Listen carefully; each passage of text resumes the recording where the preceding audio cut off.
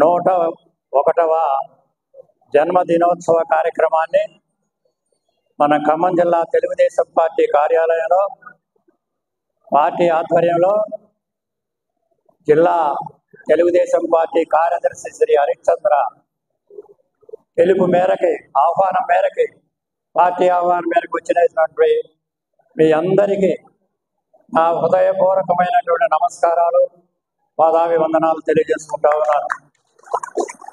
అలానే మీడియా మిత్రులు కూడా ఇది చారిత్రాత్మకమైన రోజు. రాష్ట్ర తెలుగుదేశం పార్టీ పిలుపు మేరకి ఇదే రకంగా ఈ రాష్ట్రంలోనూ మన పక్కనున్న ఆంధ్రప్రదేశ్లోనూ అట్లా దేశంలోనూ అంతర్జాతీయంగా కూడా 101వ ఎన్టీఆర్ జన్మదినోత్సవ కార్యక్రమం ఇదే రకంగా జరుగుతూ ఉన్నది.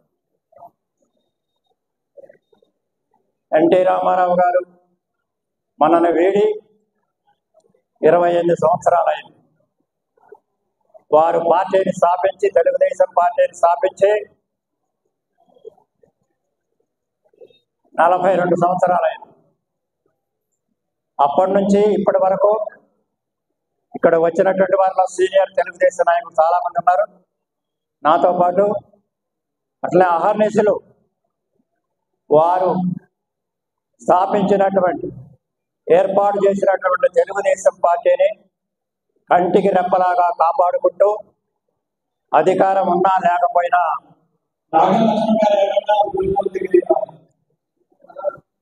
పార్టీని నిలబెట్టి పెంపొందించి బలోపేతం చేసి ఈ రాష్ట్రంలో ఇక ముందు రాబోయేటటువంటి సవాళ్ళను ఎదుర్కొనేటువంటి విధంగా తెలుగుదేశం పార్టీని తీర్చిదిద్దినటువంటి వాటిలో ఖమ్మం జిల్లా తెలుగుదేశం పార్టీ అగ్ర స్థానంలో ఉంది.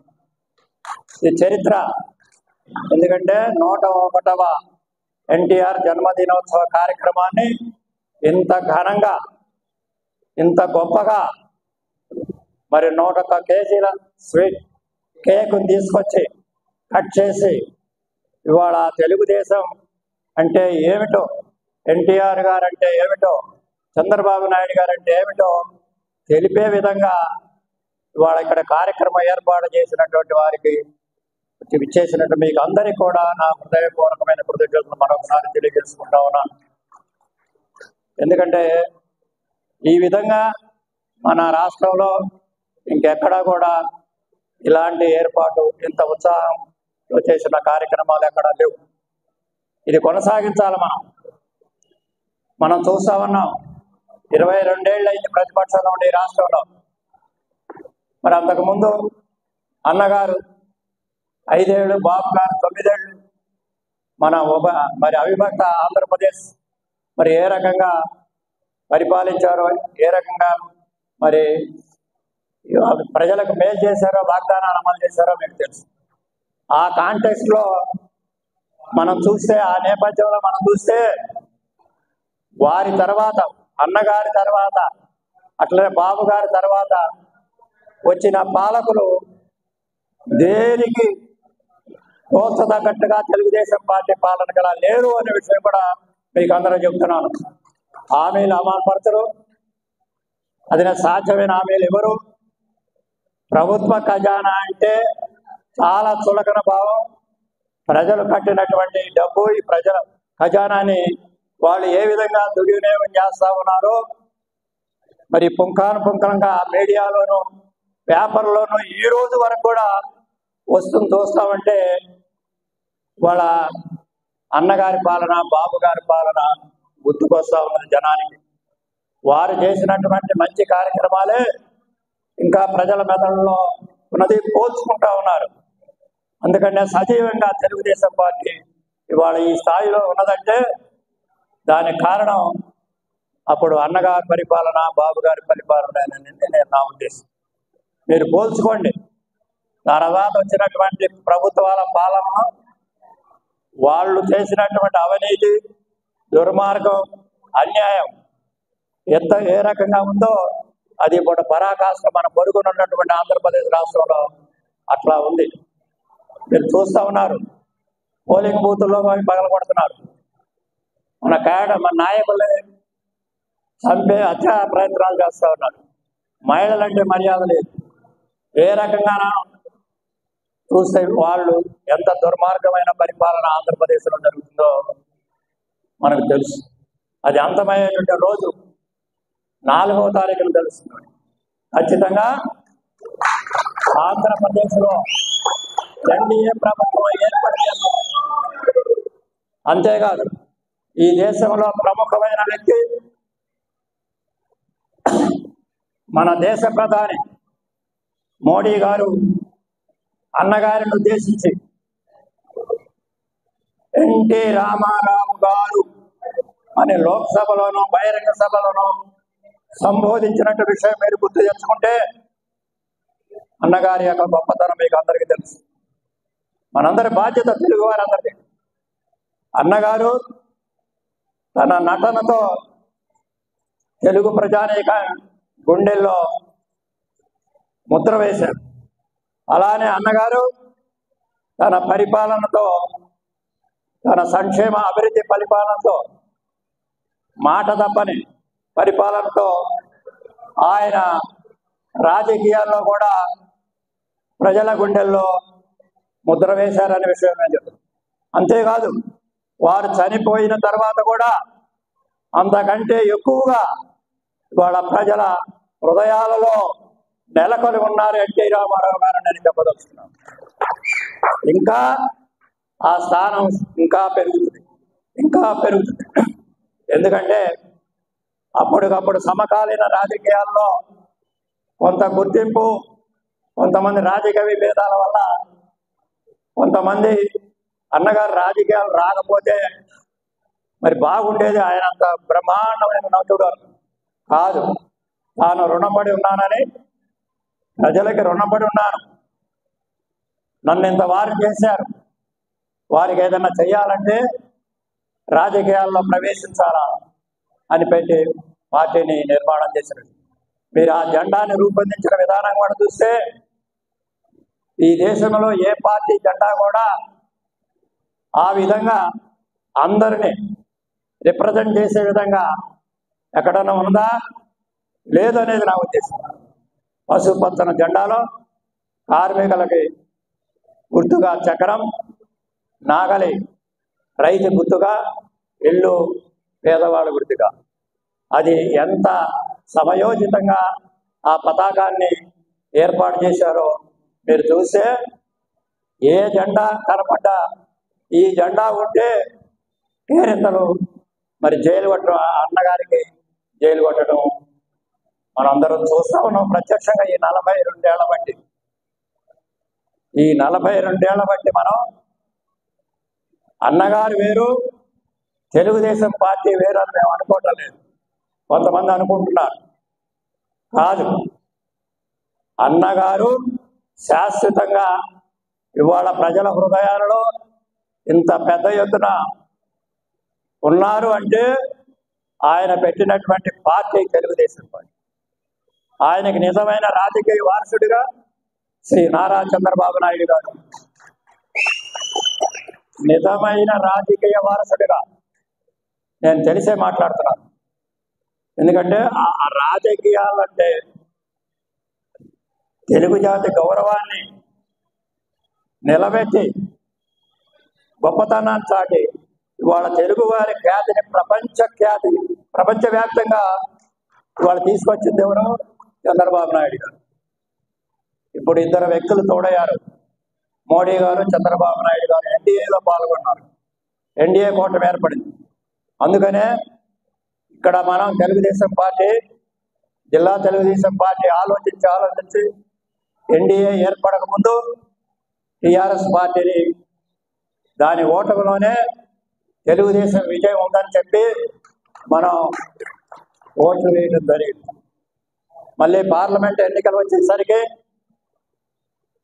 రాజకీయ పరిస్థితులు మారినాయి. తెలుగుదేశం జాతీయ పార్టీ ఎన్డీఏ కూటమిలో భాగస్వామ్యం, తెలంగాణ యూనిట్ కూడా దాంట్లో భాగస్వామ్యం.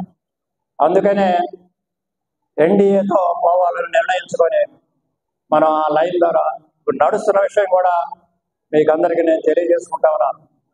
ఇది ఒక కొత్త విషయం. రాజకీయాల్లో ఇలాంటి మలుపులు సాధ్యమే.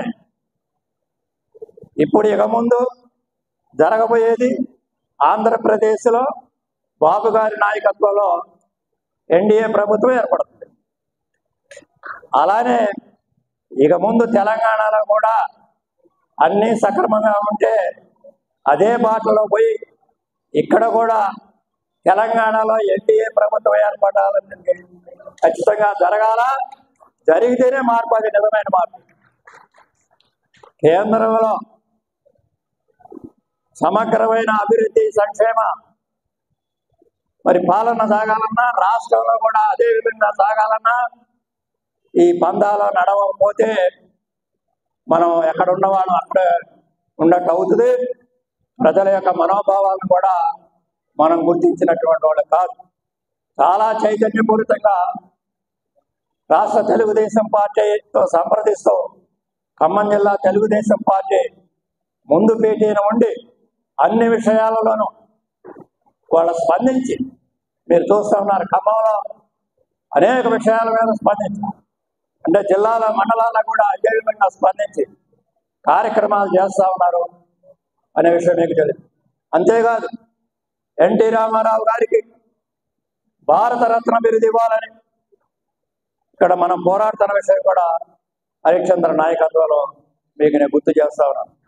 అంతేకాదు వాళ్ళందరికీ మనం వాళ్ళ ప్రశ్నించేది ఇక్కడ ఉన్న ప్రజాప్రభుత్వం అనేటటువంటి రేవంత్ రెడ్డి గారి ప్రభుత్వాన్ని కూడా మీరు అందరికీ అధికారయుతంగా